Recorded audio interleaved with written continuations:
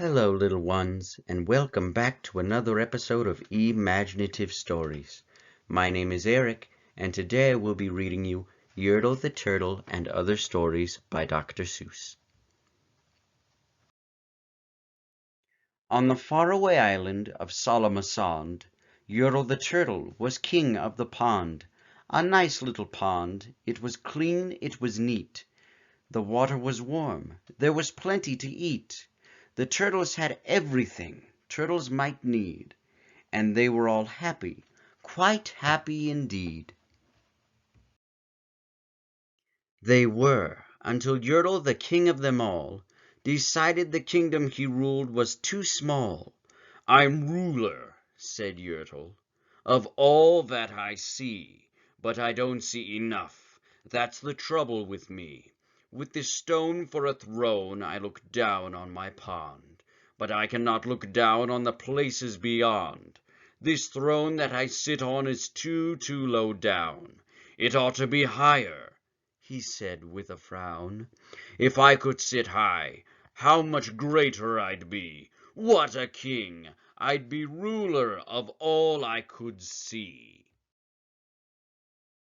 So Yertle the Turtle King lifted his hand, and Yertle the Turtle King gave a command.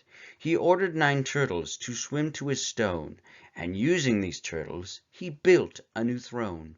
He made each turtle stand on another one's back, and he piled them all up in a 9-turtle stack. And then Yertle climbed up. He sat down on the pile. What a wonderful view! He could see most a mile. "All mine!" Yertle cried. "Oh, the things I now rule! I'm king of a cow, and I'm king of a mule. I'm king of a house, and what's more beyond that, I'm king of a blueberry bush and a cat. I'm Yertle the Turtle, oh, marvelous me! For I am the ruler of all that I see."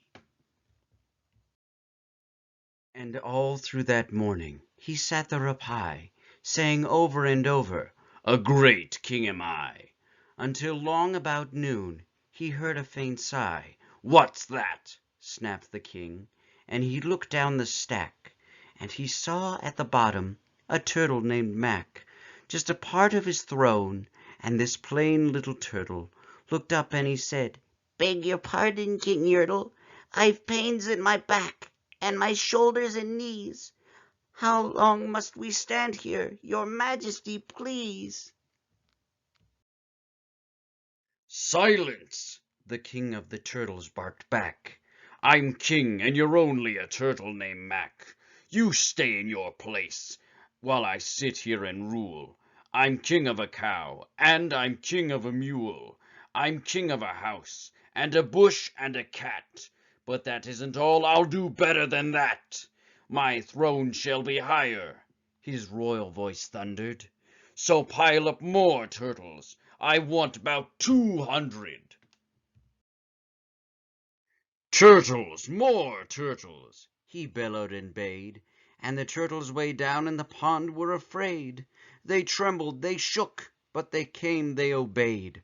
From all over the pond they came swimming by dozens, whole families of turtles with uncles and cousins, and all of them stepped on the head of poor Mack. One after another they climbed up the stack. Then Yertle the Turtle was perched up so high he could see 40 miles from his throne in the sky. "Hooray!" shouted Yertle. "I'm king of the trees. I'm king of the birds, and I'm king of the bees. I'm king of the butterflies, king of the air. Ah me, what a throne, what a wonderful chair! I'm Yertle the Turtle, oh, marvelous me! For I am the ruler of all that I see." Then again from below, in the great heavy stack, came a groan from that plain little turtle named Mack. "Your Majesty, please, I don't like to complain, but down here below we are feeling great pain. I know up on top you are seeing great sights, But down at the bottom, we too should have rights. We turtles can't stand it. Our shells will all crack. Besides, we need food. We are starving," groaned Mack. You hush up your mouth, howled the mighty King Yertle. You've no right to talk to the world's highest turtle. I rule from the clouds, over land, over sea. There's nothing, no nothing, that's higher than me.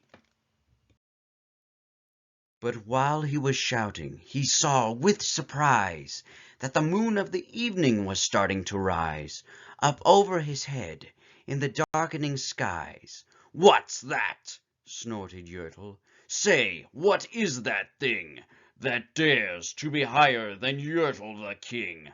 I shall not allow it. I'll go higher still.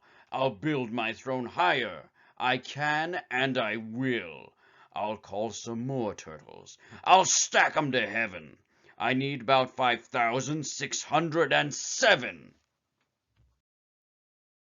But as Yertle the Turtle King lifted his hand and started to order and give his command, that plain little turtle below in the stack, that plain little turtle whose name was just Mack, decided he'd taken enough, and he had.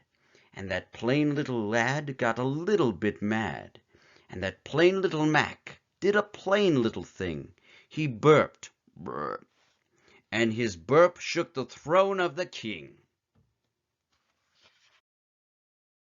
And Yertle the Turtle, the king of the trees, the king of the air, and the birds and the bees, the king of a house, and a cow and a mule, well, that was the end of the Turtle King's rule.